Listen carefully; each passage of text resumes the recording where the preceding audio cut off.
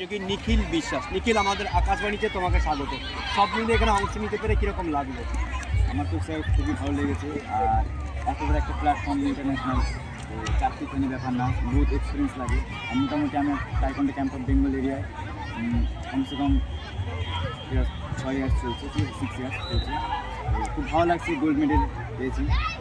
তা এই ধরনের প্রতিযোগিতায় প্রথম নামলে? হ্যাঁ, ইন্টারন্যাশনাল প্ল্যাটফর্মে আমি প্রথম ফার্স্ট। নামার আগে কতটা প্রস্তুতি নিয়েছিলে? প্রচুর পরিমাণে প্রস্তুতি নিয়েছিলাম। আর ভাবতে পারিনি যে গোল্ড মেডেল চলে আসবে, খুব খুশি হলাম। কতটা প্রস্তুতি, মানে কীভাবে প্রস্তুতি তোমরা নাও? আমাদের হচ্ছে প্র্যাকটিস হয়েছিল টানা, মোটামুটি টানা 1 মাস ধরে, তো খুব প্র্যাকটিস হয়েছে, ঠিক আছে। আর তার আগেও প্র্যাকটিস তো করি, না করে না। তো তুমি তো লেখাপড়াও করছো? আর লেখাপড়া করছি, আমি হচ্ছে এবার ক্লাস ফার্স্ট ইয়ারে করি। তা এই যে ফার্স্ট ইয়ারে পড়ছো, তার সঙ্গে এই একটা খেলা একসাথে দুটো কী করে সামলাও?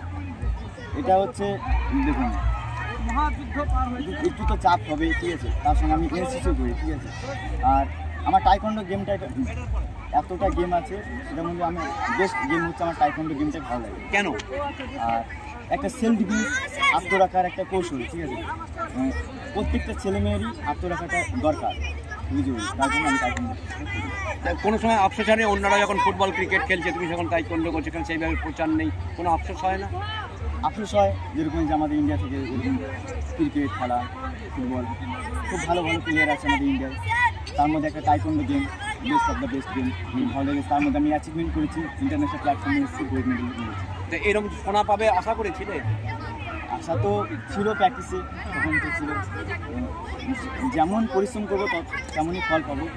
সেটা আমরা এখানে পরিশ্রম করে আসতে পেরেছি, এতটা প্ল্যাটফর্মে গোল্ড মেডেল পেয়েছি, এর থেকে আর কিছু বড় কিছু হয় না। নিজেকে কীভাবে এগিয়ে নিয়ে যেতে চাও? এগিয়ে নিয়ে যেতে বলতে খুব ভালো লাগছে, এখনও মানে আমার বলার কোনো ভাষা নেই। ভালো বলেছি।